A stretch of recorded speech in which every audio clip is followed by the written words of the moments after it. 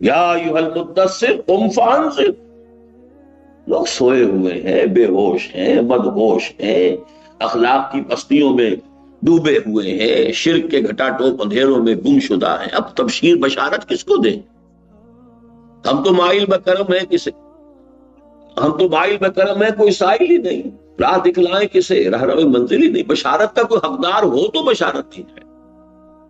اگرچہ اصولی طور پر انبیاء کرام کا جہاں تذکرہ آتا ہے کہ ان کا مشن کیا ہے تو اکثر آپ مبشرین کا لفظ پہلے بھیجیں، وما نرسل المرسلین الا مبشرین ومنذرین، وہاں تبشیر مقدم ہے اور انذار اس کے بعد آتا ہے۔ تو خاص بات جو نوٹ کرنے کی ہے کہ قرآن مجید میں بالعموم نوع انسانی کے لیے کہ جو غلط راستے پر ہیں، غافل ہیں، جنہیں کوئی شعور ہی نہیں ہے، نہ خدا کی ذات کا کوئی خیال ہے، نہ آخرت کی کوئی فکر ہے، ان کے لیے تو انذار ہی انذار ہے۔ لیکن جو کسی درجے میں بھی ایمان سے بہرہ مند ہے، اللہ کے ساتھ کوئی نہ کوئی ذہنی قلبی رشتہ ہے، آخرت کی کچھ دھیان ہے، کچھ فکر ہے، کچھ سوچتے ہیں کہ ہاں جانا ہے اپنے رب کے حضور کی جواب دہی کرنی ہے، ان کے لیے بشارت کا پہلو مقدم ہو جاتا ہے۔ اس کی ایک بڑی ہی خوبصورت مثال سورہ ہجر میں ہے، نبئ عبادی انی انا الغفور الرحیم وان عذابی هو العذاب العلیم۔ یہاں دونوں چیزیں ہیں، لیکن پہلے وہ جو تبشیر ہے، اے نبی میرے بندوں کو، میرے عبادی ہو، عبادی ہو کہ جو ایمان لائے ہیں، ان کو خبردار کر دیجئے، بتا دیجئے کہ میں غفور ہوں، رحیم ہوں، بخشنے والا ہوں، رحم فرمانے والا ہوں، لیکن ساتھ ہی وہ جو انذار ہے وَأَنَّ عَذَابِي هُوَ الْعَذَابُ الْأَلِيمُ، لیکن ساتھ ہی یہ ذہن میں رہے کہ میرا عذاب بھی پھر بہت دردناک عذاب ہے۔ یہ دونوں چیزیں ایک وقت سامنے رہنی چاہیے۔ اسی کے حوالے سے اس مرتبہ ایک روز جب میں تراویح میں یہ پڑھ رہا تھا، سن رہا تھا، سمجھیے عزیزم عاقب سعید کی زبانی، تو مجھے خیال آیا تھا ان آیات کا کہ میں آج آپ کے سامنے ہدیۃً یہ آیات جو ہیں قرآن مجید کی پیش کروں جو میں نے ابھی آپ کو تلاوت کر کے سنائی ہے۔ قل لعبادی، اے نبی میرے بندوں سے کہہ دیجئے، ادھر نوٹ کیجئے گا، مجھے آج اصل میں تو ایک ہی بات آپ کو سمجھانی ہے، بس بلے شاہ والی بات کہ ایک کو الف تیرے درکار، وہ الف جو ہے وہ سمجھ میں آ جائے تو باقی سارے مسئلے خود بخود آٹومیٹک جو ہے اس کی ایک سلسلہ ہوگا کہ چلتا جائے، اور وہی ہماری سمجھ میں نہیں آ رہا۔ اکثر و بیشتر اچھے جذبات رکھنے والے دیندار نیک لوگ اس مسئلے کو نہیں سمجھ پا رہے۔ وہ مسئلہ آج میں سمجھانے کی کوشش کروں گا، لہذا آیات کی تفصیل میں نہیں جاؤں گا، یہ تو صرف یہ کہ ترجمہ ہوگا اس کا، اور اس کے حوالے سے ذرا چند اہم نکات جو ہے ان کو ذہن نشین کرنا ہے اس کی تمہید کے طور پر۔ قل یا عبادی الذین اسرفوا علی انفسہم، اے نبی کہہ دیجئے میرے وہ بندوں جنہوں نے اپنے اوپر ظلم اٹھائے، زیادتی کی، گناہ میں ملوث رہے، معصیت میں ملوث رہے، حرام خوری میں ملوث رہے، غفلت کی زندگی گزاری ہے، طرح طرح سے اللہ کے احکام کو توڑا ہے، یہ زندگی جو گزاری ہے تو اپنے اوپر ظلم کیا ہے، کسی کا کیا بھی، اصل تو تم نے اپنی عاقبت پر بات کی ہے، سارا بوجھ تو تم اپنے اوپر لے رہے ہو، لیکن یہ کہ اگر کچھ ایمان ہے کچھ، تو پھر یہ کہ قل یا عبادی الذین آمنوا، قل یا عبادی الذین اسرفوا علی انفسہم، یہاں جو تبشیر کا انداز ہے میرے نزدیک شاید قرآن مجید میں سب سے گاڑھا مقام ہے۔ لا تقنطوا من رحمت اللہ ان اللہ یغفر الذنوب جميعا، اللہ کی رحمت سے مایوس مت ہو، مت مایوس ہو اللہ۔ لفظی ترجمہ ہوگا بغیر کسی اگر مگر کے، اگر ہم اضافے کے، جیسے کہ عبارت ہے اللہ تمام گناہ معاف کر دیتا، اور چونکہ یہ فعل مضارع ہے، اللہ تمام گناہ معاف کر دے گا، یہ بہت ہی رجا امید اس کی ایک کیفیت پیدا کرنے والے الفاظ ہیں۔ یعنی کیا کہ اگر فرض کیجئے کوئی شخص ہے کہ اس کی 80 برس عمر ہو گئی اور ساری عمر خراب زندگی جو ہے صحیح رخ پر بسر نہیں ہوئی، وہ بھی مایوس نہ، معلم یغرغر، جب تک موت کے آثار نہیں آ جاتے توبہ کا دروازہ کھلا ہے. توبہ شرط ہے. یہاں چونکہ تبشیر کے رنگ کو زیادہ نمایاں کرنا ہے لہذا اس شرط کی حیثیت سے بیان نہیں کیا. لیکن القرآن یفسر بعضہ بعضا، وہ تو پھر یہ کہ دوسرے مقامات کے حوالے سے جب ہم دیکھیں گے تو اس میں وہ اگر مگر لگے گا.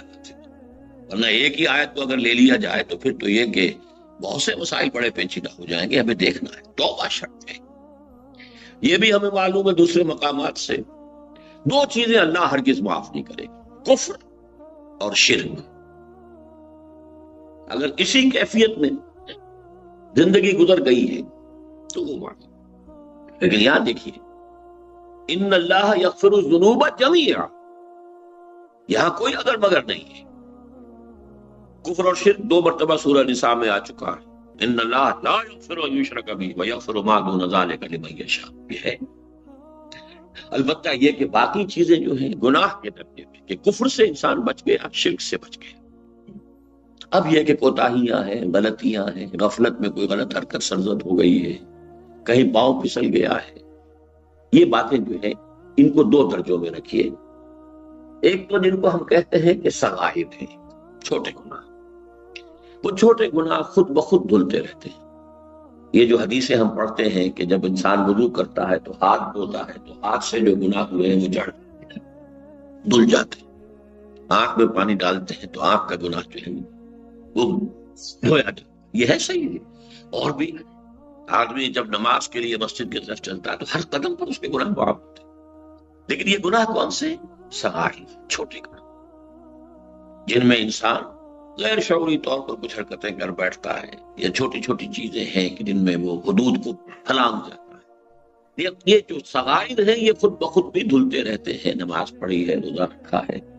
اور یہ بھی سمجھ لیجئے کہ یہ جو ہے حدیث من قام لیلۃ القدر ایمانا واحتسابا غفر له ما تقدم من ذنبہ، یہ اس میں بھی کبائر شامل نہیں ہے. یہ ساری جو بھی فضیلتیں ہیں وہ صغائر کے لیے. اگر آپ توبہ نہیں کرتے کبیرہ گناہ معاف نہیں.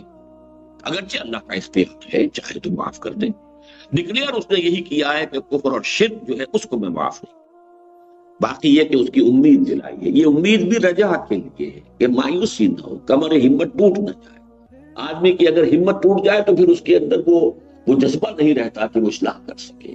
عادتیں پختہ ہو چکی ہیں، سال ہا سال بیت چکے ہیں، پوری زندگی گزاری ہے ایک نحو پر، ایک ڈھنگ پر.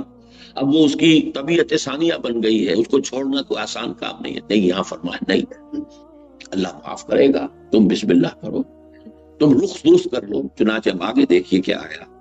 انہ هو الغفور الرحیم، یقیناً وہ غفور الرحیم ہے. وانیبوا الی ربکم واسلموا لہ. یہاں بھی چونکہ تبشیر کے رنگ کو نمایاں کرنا، اسے شرط کے طور پہ نہیں لائے. پہلی آیت جو ہے غیر مشروط ہے. قل یا عبادی الذین اسرفوا علی انفسہم لا تقنطوا من رحمت اللہ ان اللہ یغفر الذنوب جميعا. لیکن اس کا نتیجہ کیا نکلنا چاہیے؟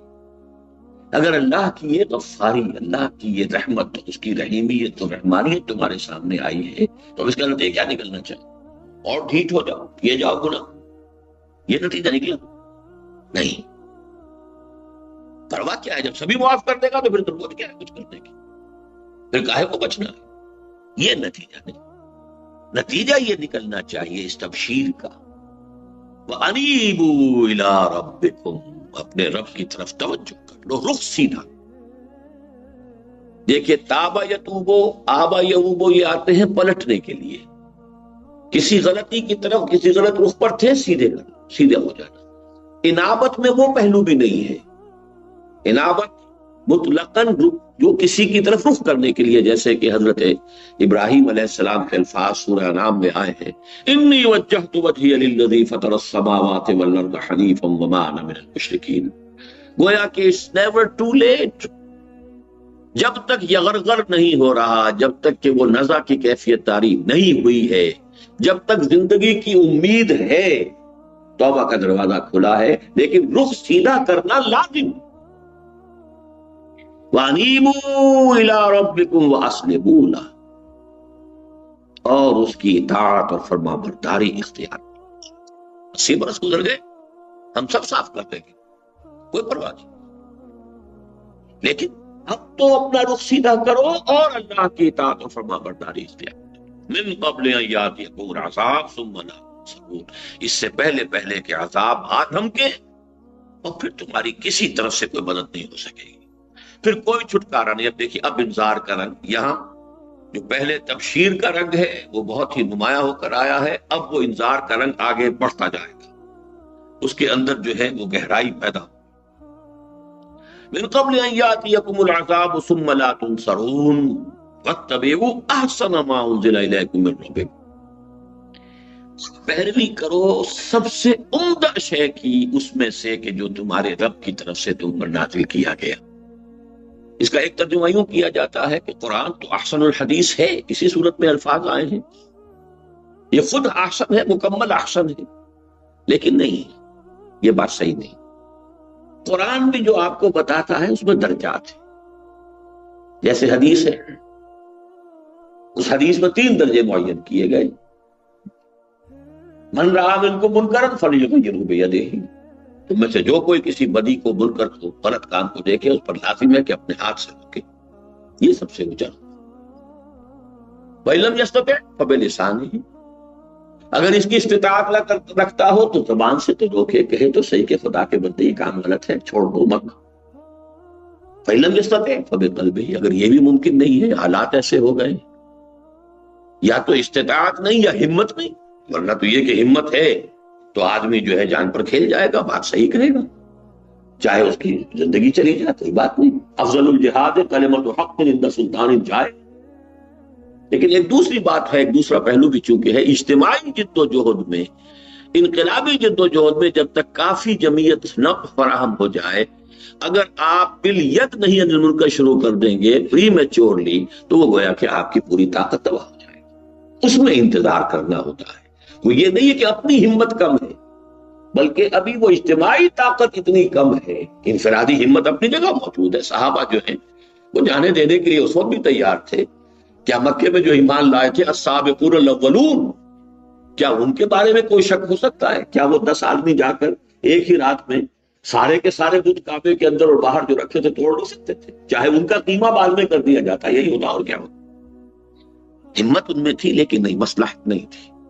اجتماعی نظام کو بدلنے کے لیے پہلے قوت فراہم، چنانچہ حضور 13 برس تک مکے میں رہے، اسی حرم میں نماز پڑھتے رہے، جس میں پیچھے بت، آگے بت، دائیں بت، بائیں بت، یہاں تک کہ سن 7 ہجری میں عمرہ قضا کے لیے گئے ہیں تو اسی کعبے کا طواف کیا ہے جس میں بت رکھے ہوئے تھے۔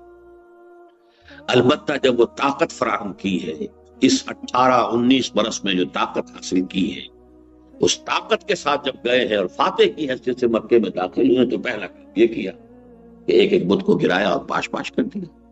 تو یہ ایک علیحدہ موضوع ہے، لیکن درجات تو ہو گئے۔ فَإِن لَمْ يَسْتَطِعْ فَبِقَلْبِهِ، تیسرا درجہ ایک اور بھی ہے، دل میں شدید نفرت بدی سے، تو گویا کہ یہ بھی ایک درجہ ہے نا۔ وَلَيْسَ وَرَاءَ ذَلِكَ مِنَ الْإِيمَانِ حَبَّةُ خَرْدَلٍ، اس کے بعد تو ایمان رائے کے دانے کے برابر بھی نہیں۔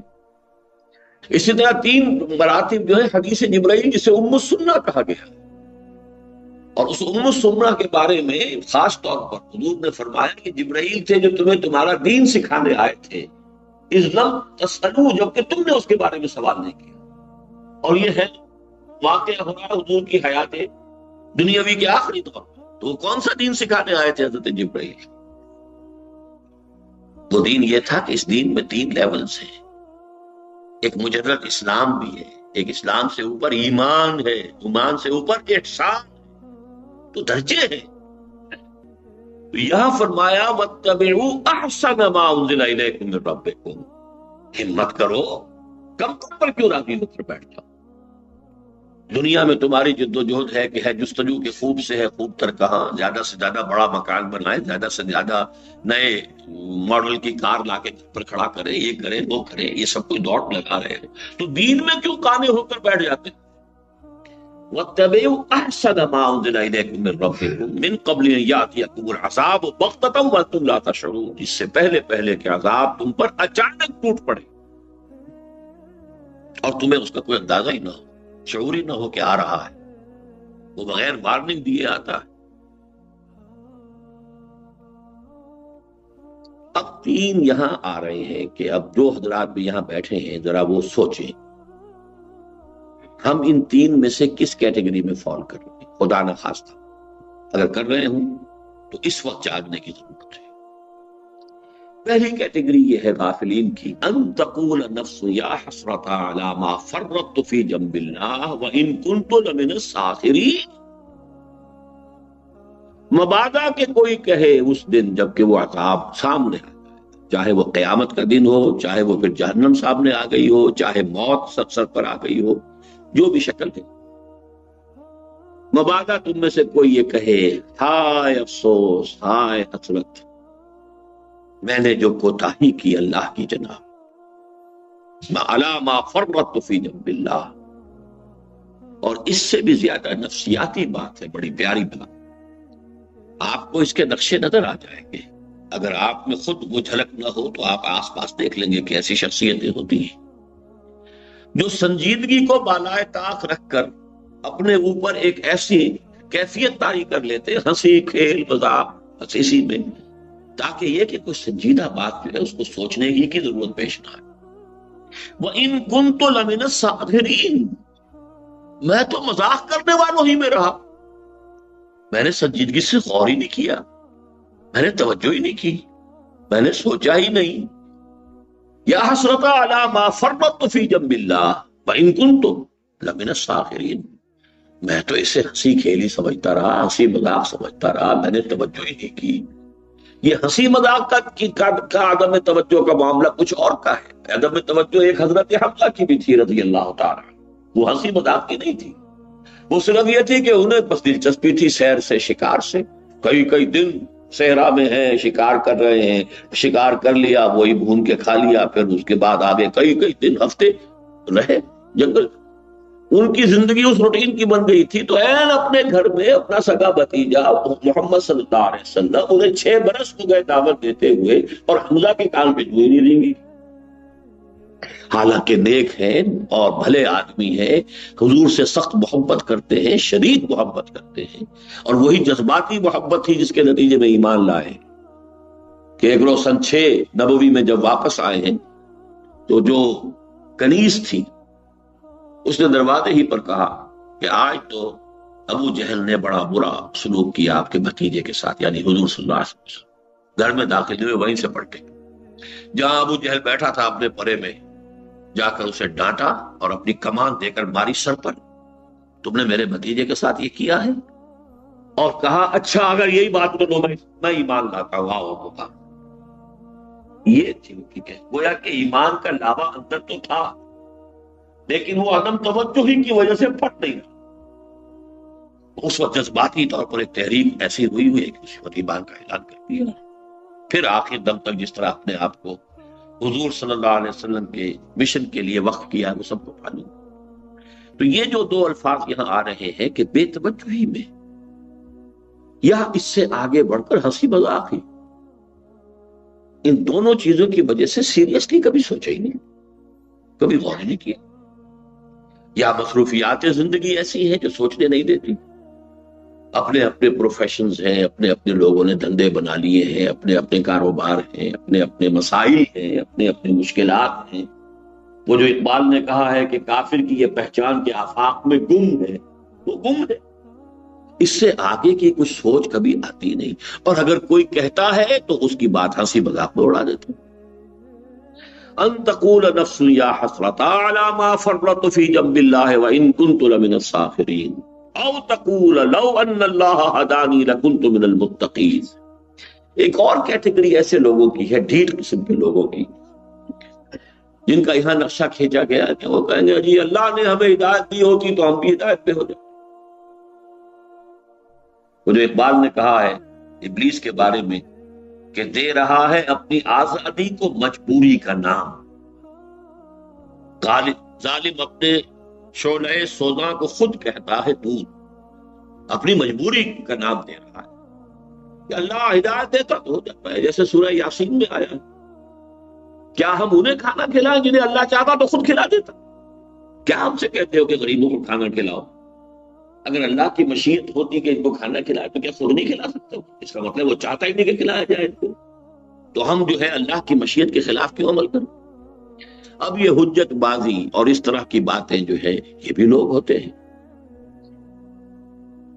او تقول لو ان اللہ ہدانی لکنت من المتقین او تقول حین تری العذاب لو ان لی کرۃ فاکون من المحسنین، یا وہ یہ کہے کاش کہ مجھے ایک دفعہ لوٹنا نصیب ہو جائے،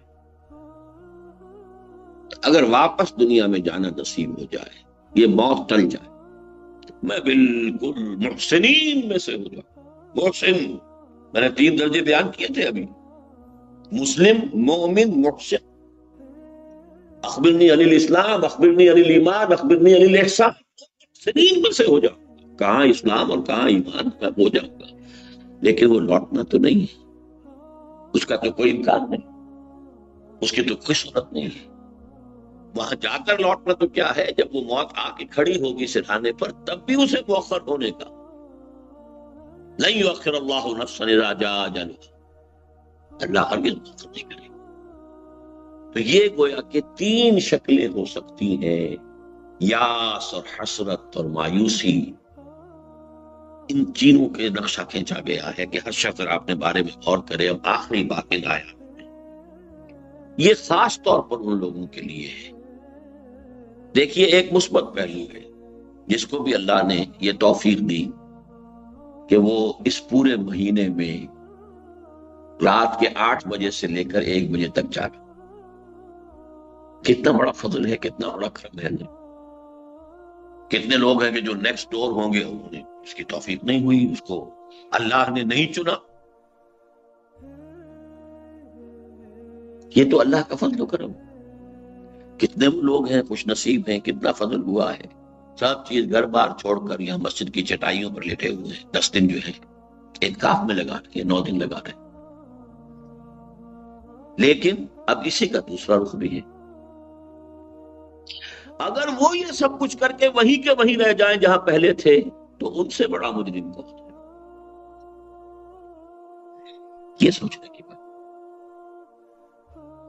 یہ میں اس آیت کے آخری آیت کے حوالے سے بات کیا گیا. بلا قد جات کا آیاتی، کیوں نہیں تمہارے پاس میری آیات پہنچ گئی تھی. فکذبت بها واستكبرت، تو نے اس کی تکذیب کی. تکذیب 2 طرح کی ہوتی ہے. تکذیب قولی، جو شخص کہتا ہے قرآن اللہ کا کلام ہی نہیں ہے، تکذیب قولی ہوگی. ایک تکذیب عملی ہے، ماننا اسے کہ اللہ کا کلام ہے پھر اس کے حکم پر عمل نہ کرنا. یہ دوہرا جرم ہو گیا. تکذیب قولی جنہوں نے کی ہے، تبلیغ جو کر دی ہے کہ ہم مانتے ہی نہیں، اس کے بہت سے اسباب ہو سکتے ہیں. اس کے اسباب تو جائیں گے، اس کے والدین نے تربیت کیسی کی، اس کے ماحول نے کیسی تربیت کی، اس کو تعلیم کیسے ملی، بہت سے اسباب ہو سکتے ہیں. اور اللہ تعالیٰ نے جو محاسبہ کرنا ہے آخرت میں ان سارے فیکٹرز کو سامنے رکھے گا. انفرادی محاسبہ اسی لیے کلہم آتی ہے یوم القیامت فردا. اور اللہ کا کوئی بہت ہی جوائنٹ کمپیوٹر ہے جو تمام چیزوں کا 1 سیکنڈ میں حساب نکال کے دکھا دے گا کہ اس کو یہ کچھ دیا گیا تھا، یہ مواقع ملے تھے، یہ اس نے کیا ہے. تو جو گیون تھا اس کے پس منظر میں اسس کیا جائے گا کہ اس نے کیا کیا. لیکن جو مانے کہ اللہ کا کلام ہے، جو مہینے بھر تک رات کو 8 بجے سے لے کر 1 بجے تک جاگے اللہ کا کلام سمجھنے کے لیے، اسے یقین ہے نا یہ اللہ کا کلام، ورنہ کیوں جاگے. نیند کسے پیاری نہیں. کس قدر تم پہ گراں صبح کی بیداری ہے، ہم سے کب پیار ہے، ہاں نیند تمہیں پیاری ہے. نیند تو سب کو پیاری ہے، جاگ رہے ہیں. اور پھر اگر تو یہ گویا کہ سب سے زیادہ کٹھن ہے. اس لیے میں نے کہا تھا وہ جو بھی تبشیر تھی ایک آیت کے اندر وہ بھی بڑی مطلق، بڑی واضح، لیکن یہ کہ اس کے بعد جو انذار کا رنگ گہرے سے گہرا ہونا شروع ہوا ہے. بلا قد جاءتک آیاتی فکذبت بها واستکبرت وکنت من الکافرین. تم نے ہماری آیات کی تکذیب کی، استکبار کیا، اور تم یقیناً ناشکروں میں سے تھے. یہاں لفظ کافر ایک تو ہے جس نے انکار کر دیا، ایک وہ ہے کہ جو مان تو لیا لیکن عمل نہیں کیا تو ناشکر ثابت ہو. اب اس میں جو پوائنٹ ہے جو میں چاہتا ہوں کہ آپ سمجھ لیں وہ یہ ہے کہ اس پوری بشارت کے لیے جو چیز ہمارے لیے یا اس آیت میں واضح کی گئی ہے، اگر اس بشارت کا مستحق بننا ہے، قل یا عبادی الذین اسرفوا علی انفسہم لا تقنطوا من رحمت اللہ ان اللہ یغفر الذنوب جميعا، تو دو شرطیں لازم ہیں، وانیبوا الی ربکم واسلموا لہ، رخ اپنا سیدھا کر لو اللہ کی طرف اور ہمتن اس کے سامنے اپنے آپ کو جھکا دو، ادخلوا فی السلم کافہ، داخل ہو جاؤ اسلام میں پورے کے۔ یہ سورہ مبارکہ اس اعتبار سے بہت اہم ہے۔ آج میں نے سوچا تھا کہ ہماری ایک کتاب ہے توحید عملی، کہ ایک ہے توحید جو کہ عقیدے کی توحید، اللہ کو ایک ماننا، کوئی اس کے ساتھ ساتھی نہیں ہے، صفات میں کوئی برابر کا نہیں ہے، یہ توحید ہے عقیدے کی۔ ایک توحید عملی ہے، اطاعت کل کی کل اللہ کی، مخلصین لہ الدین، چنانچہ سورہ مبارکہ میں دیکھیے گا، آپ نے اگر آپ کو نوٹ کیا، شروع ہی ہوتی ہے تنزیل الکتاب من اللہ العزیز الحکیم انا انزلنا الیک الکتاب فی الحق فاعبد اللہ مخلصا لہ الدین، اللہ کی بندگی اور پرستش کرو، اطاعت کو اس کے لیے خالص کرتے، الا للہ الدین الخالص، ہوشیار ہو جاؤ، اللہ کو مقبول صرف خالص اطاعت ہے۔ یہ ملی جلی اطاعت، کچھ اطاعت اللہ کی، کچھ اپنے نفس کی، کچھ معاشرے کی، جس نے کہ آج کے دور میں آ کر پھر ایک مکمل نظام کی حیثیت اختیار کی ہے، جس کی طرف ہمارا ملک اب بگ ٹوٹ جا رہا ہے۔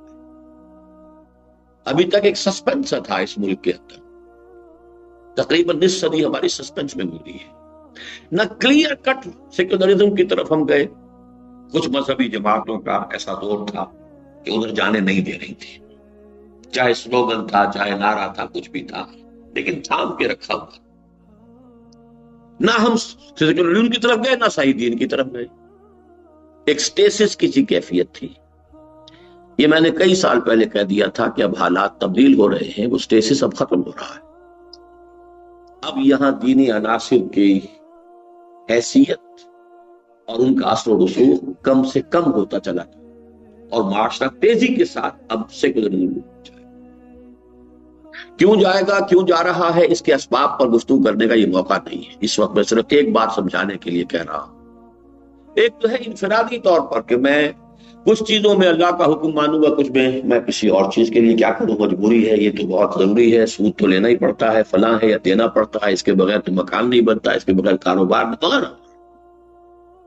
ایک یہ ہے کہ اس کو آپ 1000 گنا بنا لیجئے، وہ نظام کے جس میں باقاعدہ دین کے ٹکڑے کر دیے گئے، جس کا نام سیکولرزم ہے۔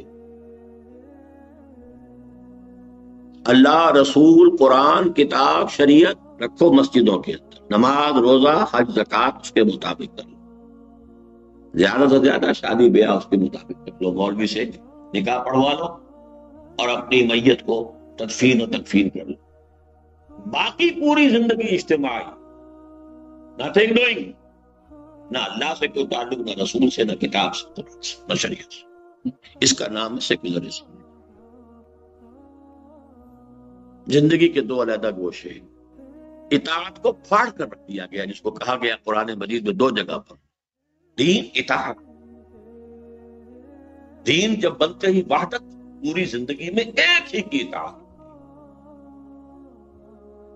لیکن جب مختلف اطاعتیں ہو گئی تو ایک حصے میں اطاعت اللہ کی ہو رہی ہے، اس کے رسول کی ہو رہی ہے، رسول کی اطاعت بھی اللہ کی اطاعت ہے، اور دوسرے حصے میں نہ اللہ سے کوئی سروکار، نہ رسول سے کوئی سروکار، نہ قرآن سے کوئی سروکار، نہ کسی شریعت سے کوئی سروکار، اپنی مرضی سے ہم قانون بنائیں گے، اپنی مرضی سے نظام چلائیں گے، اپنی مرضی سے سودی کاروبار جو ہوگا کریں گے، ہمیں پسند ہوگا تو ہم زنا پر پابندی لگا دیں گے، ہمیں پسند ہوگا تو ہم زنا کے لائسنس دیں گے، ہمیں پسند ہوگا تو ہم اگر زنا بالرضا ہے اسے جرم قرار نہیں دیں گے، سوائے اس کے کہ کسی پر زبردستی کی گئی ہو، ہمیں پسند ہوگا تو ہم ہومو سیکشولیٹی کو جائز قرار دیں گے، دو مردوں کی شادی کے لیے قانون بنا دیں گے، ہمیں اصل مسئلہ ہمارا ہے، اللہ کا کچھ نہیں، رسول کا کچھ نہیں، قرآن کا کچھ نہیں، شریعت کا۔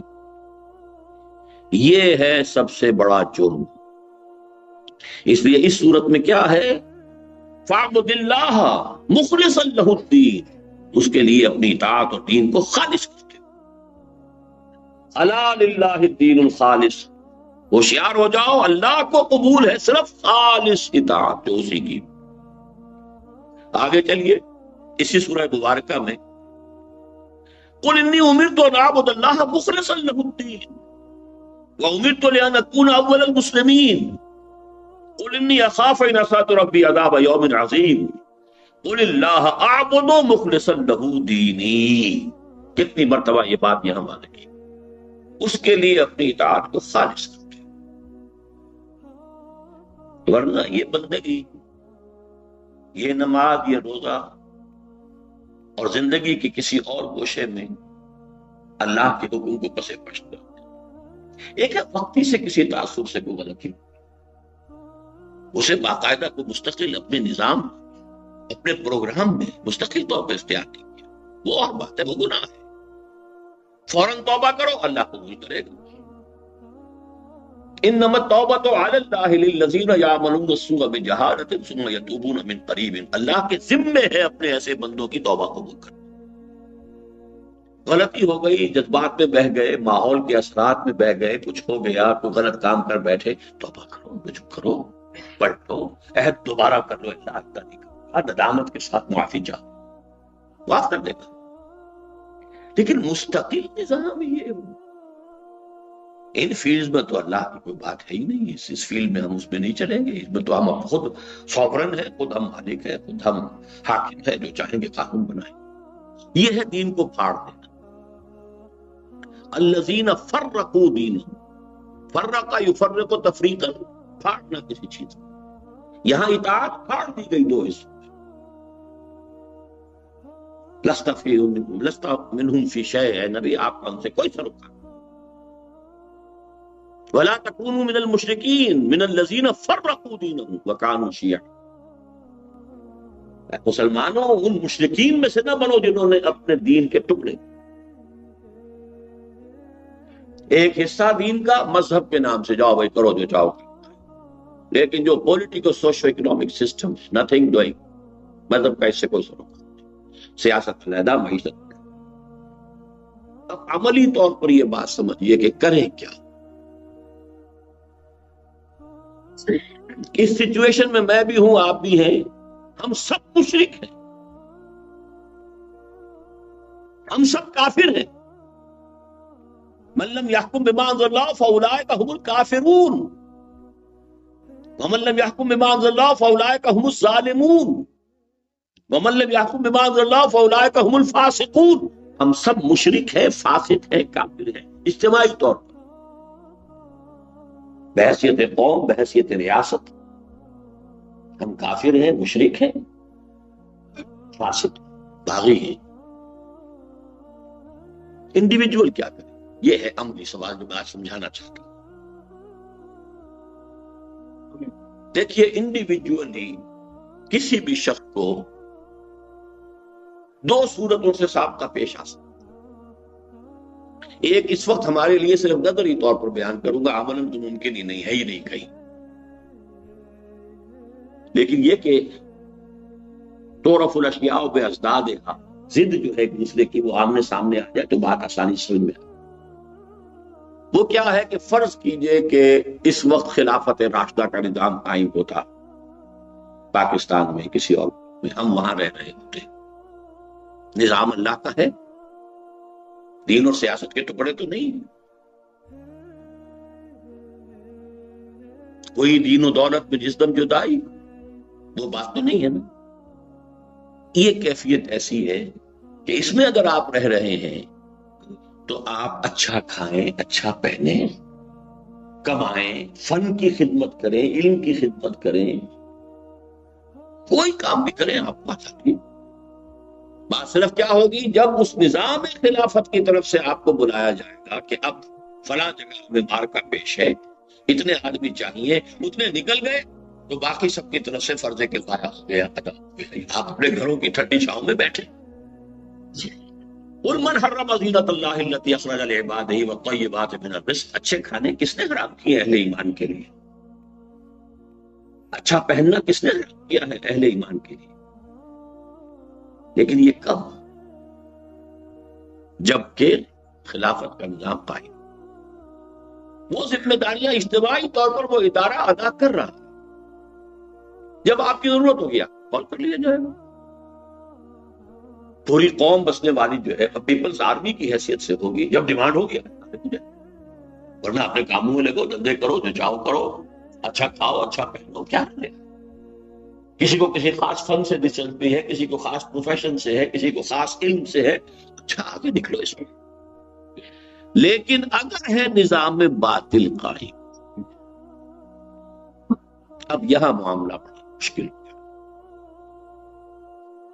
آپ اسی چھتری کے نیچے رہ رہے ہیں کہ جس میں حاکمیت اللہ کی نہیں مانی جا رہی۔ اگر آپ اس ماحول میں ذہناً ریکنسائل کر کے اور صرف عبادات، نماز، روزہ اور اعتکاف اور شب قدر پر آپ سمجھتے ہیں کہ بیڑا پار ہو جائے گا، تو آپ سے بڑا احمق کوئی نہیں۔ دین کا ربطی کا علم نہیں ہے۔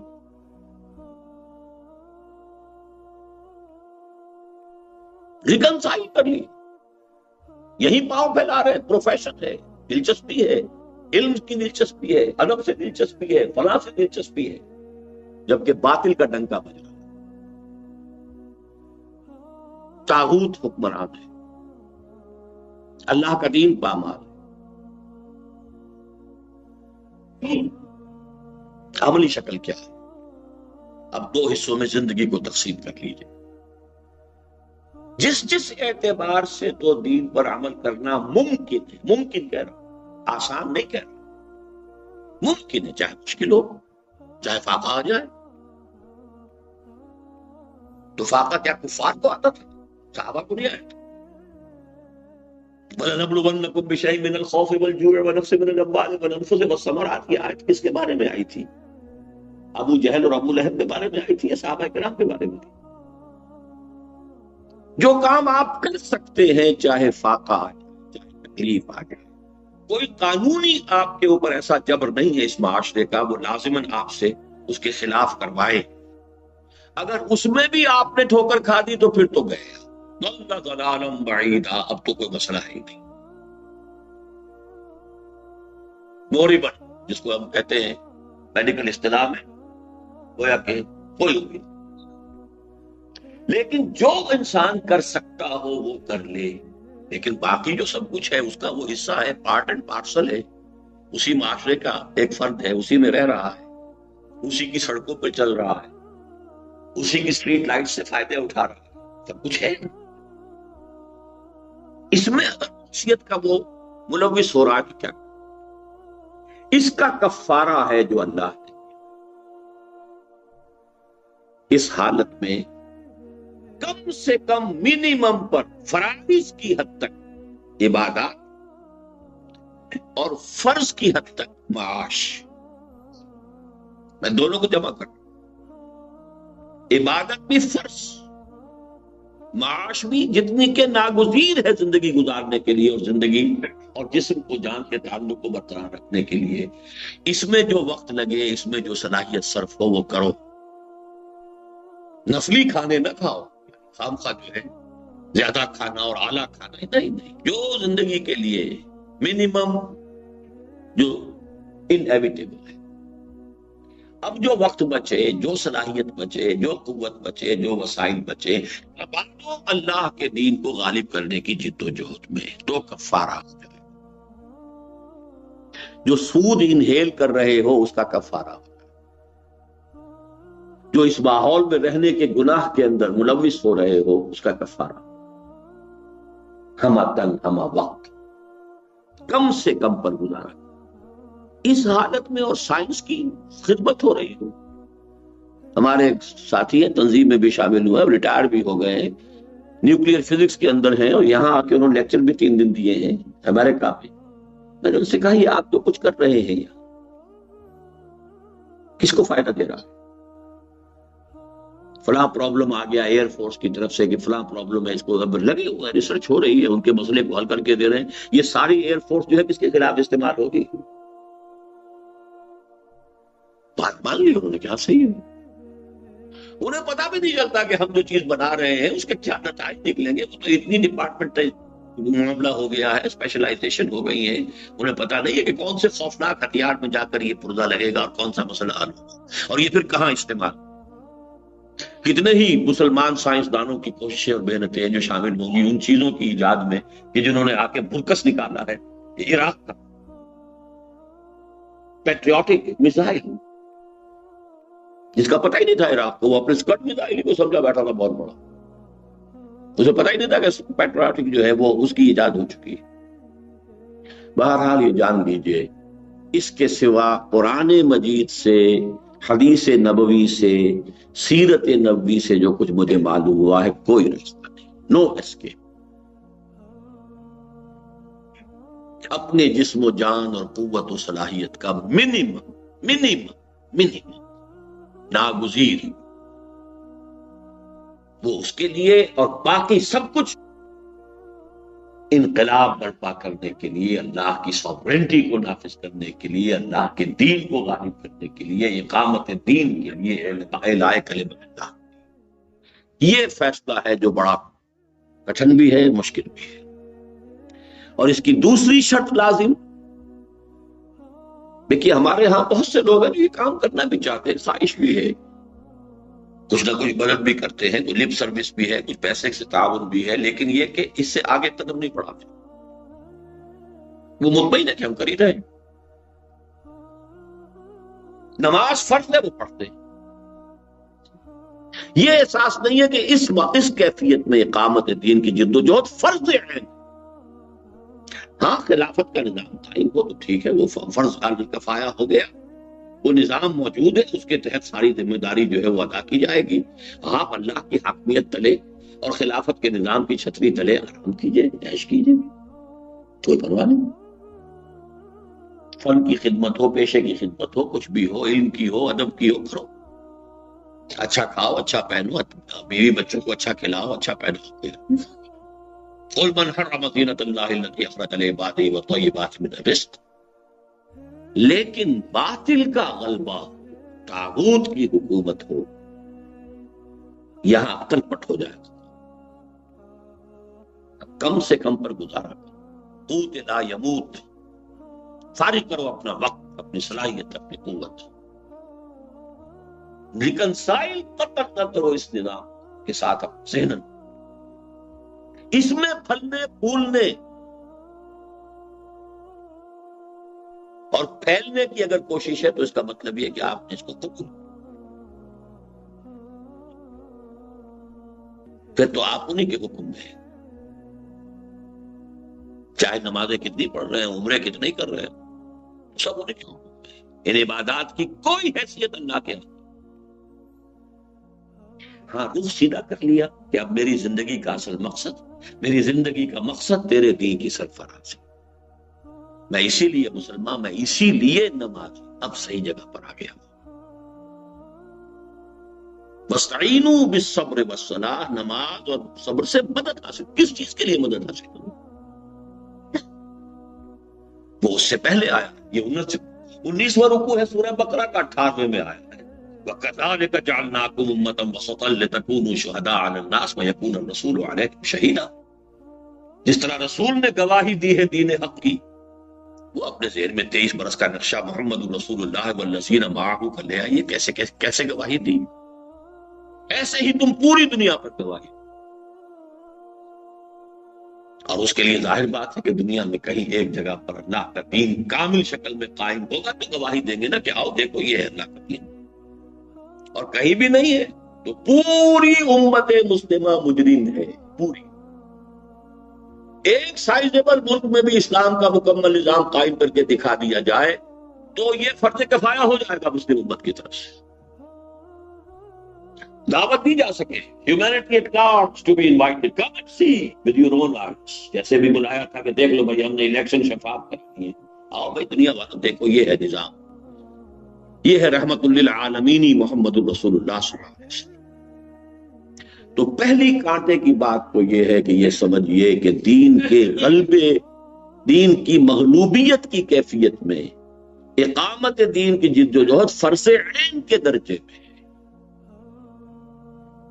اور نمبر دو، جیسے نماز کے لیے شرط لازم ہے وضو، ایسے ہی کوئی جماعت جس کے نظم کے تحت آپ آ جائے، تاکہ کہ پلاننگ ہو سکے، ہمارے پاس کتنی قوت کار ہے، کتنے لوگ ہیں، ہم کیا کریں، کس طرح آگے بڑھیں، وہ لپ سروس سے یا پیسے کی مدد سے اس کو ہم کاؤنٹ نہیں کر سکتے۔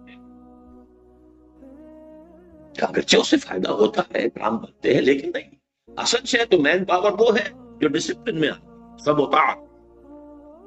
اب وہ جماعت کون سی ہو، اس پر میں کوئی بحث نہیں کرتا، میں جو چاہتا ہوں کہ آج آپ یہ دو باتیں حرز جان بنا کر اٹھیں یہاں سے۔ دین کی مغلوبیت کی کیفیت میں اقامت دین کی جد و جہد فرض عین ہے، اور انسان اپنے نفس، اپنے اہل و عیال کے لیے اپنی توانائی، اپنے وقت، اپنی قوت، اپنی صلاحیت کا منیمم انیویٹیبل اس پہ سکیڑ کر باقی تمام وقت، صلاحیت، قوت وہ اقامت دین کی جد و جہد پہ صرف کرے۔ نہیں کرے گا مجرم ہوگا۔ اور اس کے لیے شرط لازم ہے کہ کسی جماعت کے ساتھ، جو جماعت ہو، لوز سا معاملہ نہ ہو، امبوہ نہ ہو، ہجوم نہ ہو، عید آزادہ شکوہ ملک و دین، عید محکومہ ہجوم مومنین، ہجوم مومنین نہیں، جماعت، ڈسپلن، سموتاعت، جو حکم ملے اس پر عمل کیا جائے۔ اگر یہ نہیں ہے تو اقامت دین کی جد و جہد نہیں ہے، اور اگر یہ نہیں ہے دین کی مغلوبیت کی کیفیت میں، تو یہ نماز، روزہ، مجھے افسوس ہے، میں ہو سکتا ہے کہ کچھ لوگوں کی کچھ جذبات کو مجلوب بھی کر رہا ہوں، لیکن میں نے اپنی عمر کا 65واں برس اب مکمل کر رہا ہوں، اپریل میں ہو جائے گا۔ بہرحال جو کچھ آج تک سمجھا ہے میں اس کو آپ کے سامنے بیان نہ کروں، واضح نہ کر دوں، تو یہ میں خیانت سمجھتا ہوں۔ ثواب اتنے گن گن کر جو بتا دیے گئے ہیں ہماری قوم کو، ایک دفعہ اگر عمرہ کر لو تو سارے ثواب ہو گیا، سب بات ہو گیا، اسی نے تو قوم کو سنا دیا ہے، فرائض کی طرف تو ہے ہی نہیں۔ اس کے لیے جماعت کون سی ہو، اس کے بارے میں اب میں آپ سے عرض کر دوں گا کہ جویندہ یا بندہ، اپنی جگہ فیصلہ کر کے تلاش کرو گے تو ملے گی۔ اس کے لیے کہ اللہ تعالیٰ کا وعدہ ہے یہ، لیکن اس کے لیے کیفیت یہ ہو جائے کہ جیسے انسان بھوکا ہے تو کھانے کے لیے اگر وہ پکار رہا ہے، اللہ میں بھوکا ہوں، میرے لیے کوئی بندوبست کر، کم سے کم وہی کیفیت ہو جائے کہ اللہ میں چاہتا ہوں کسی جماعت میں شریک ہو کر اپنے فرض سے عہدہ برا ہوں، مجھے بتا کسی جماعت۔ امن یجیب المضطر اذا دعا، جب تک مضطر کی کیفیت نہ ہو جائے کہ میں تو خطرناک راستے پر جاؤں۔ یہی ہمارے متکلفین میں سے ایک صاحب نے کہا، خود ان کے الفاظ تھے کہ میں محسوس کرتا ہوں کہ میں گناہ کا ارتکاب کر رہا ہوں، کہ میں کسی جماعت میں نہیں، لیکن یہ کہ کہیں میرا دل ٹھکا نہیں، کہیں میری دل جو ہے وہ مطمئن نہیں ہوا۔ اس میں بھی ہو سکتا ہے کہ نفس جو ہے آدمی کو آسائش اور آسانی کے لیے دھوکہ دے رہا ہو، اس کی عملی شکل کیا؟ آج آپ کو جو بھی بہترین جماعت نظر آئے، کوئی تو ہوگی، آخر کچھ تو ہوگا، نبی والی جماعت تو نہیں ملے گی، لیکن اپنے اسیسمنٹ میں دیکھیے جو جماعت